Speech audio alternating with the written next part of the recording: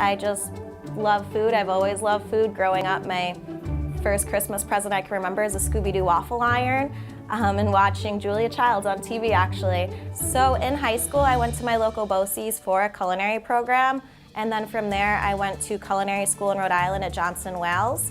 And I wanted to get a little bit more knowledge behind the actual food itself rather than just cooking it. So I also continued my career by getting a food science and nutrition degree.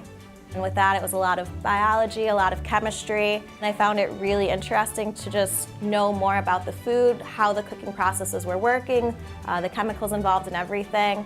And I actually got an internship right out of school working at a seafood manufacturing company. And that was just sort of a foot in the door into the manufacturing business. I stayed there for a little while and was actually hired from that internship. So taking on more products, and working on creating lines for that seafood company.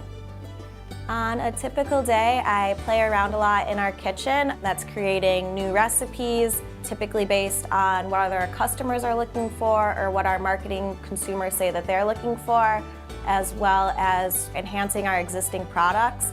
It's not just cooking in your kitchen. You have to realize that it's also going to be mass produced. We have to meet certain guidelines such as shelf life, FDA standards.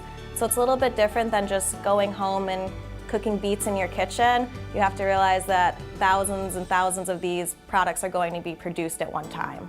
My favorite part of my job, for me personally, is getting the chance to be creative and at the end of the day, working with a really high quality product of food.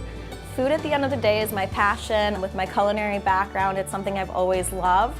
Even just meeting people on the streets telling you, hey, I don't actually like beets, but I love your product, is such a good feeling. So getting to play with it and making it something delicious and kind of a demand in the marketplace is really exciting.